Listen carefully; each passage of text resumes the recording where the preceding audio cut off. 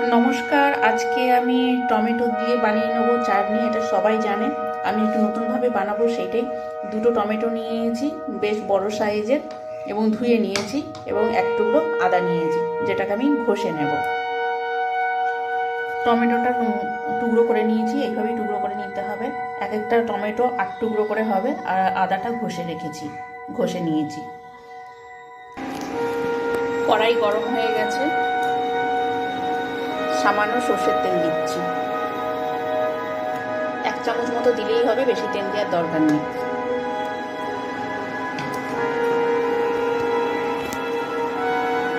তেল গরম হয়ে গেছে, সর্ষে আর শুকনো লঙ্কাটা দিয়ে দিচ্ছি।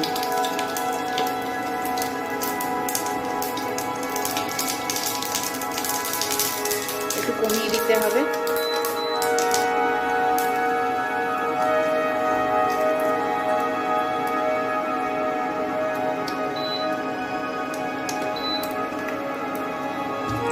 লঙ্কাটা একটু নেড়ে চেড়ে লাল করে নিতে হবে।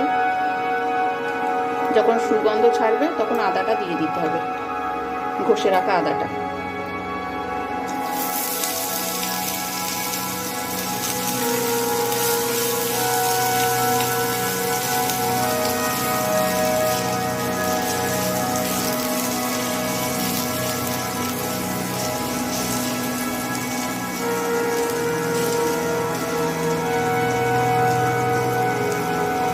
টমেটোমের টুকরোগুলো দিয়ে দিতে হবে।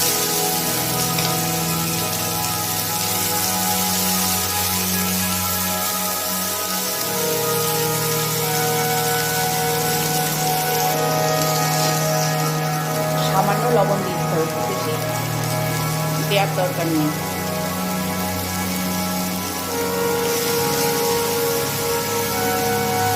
ওগুলোকে ভাজতে হবে হালকা করে। আর একটা জিনিস মনে রাখতে হবে, এতে জল দেওয়া যাবে না। জল দিলে এটার স্বাদটা খুব একটা ভালো আসবে না। টমেটোর এই চাটনিটা একবারে ধরে বানিয়ে, আমি প্রথম দিকে চাটনি বানাতে পারতাম না, গালা দুটো জল ঢেলে দিতাম। যদিও আজ থেকে প্রায় 10-12 বছর আগে, বয়সও খুব কম। তাই একটা দিদির কাছ থেকে শিখেছিলাম, নার্সিং পরামর্শ মধ্যে একসাথেই থাকতাম। সেই বলেছিল যে একটু জল দিতে নেই, এতে খেতে খুব একটা ভালো হয় না।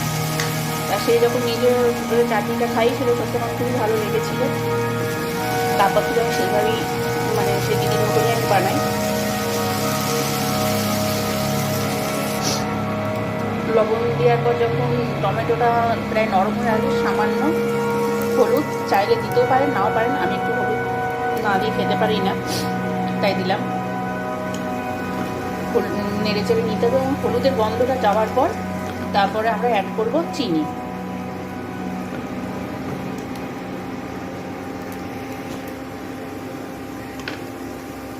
আরও কিছু সময় ভেজে নিয়েছি, হলুদের গন্ধ পুরোপুরি চলে গেছে এবং টমেটোটাও যথেষ্ট পরিমাণে নরম হয়ে গেছে, আর কোনো শক্ত নেই।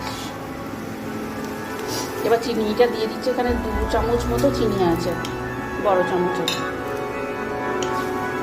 চিনিটা এর সাথে মিশিয়ে নিতে হবে, গলিয়ে নিতে হবে।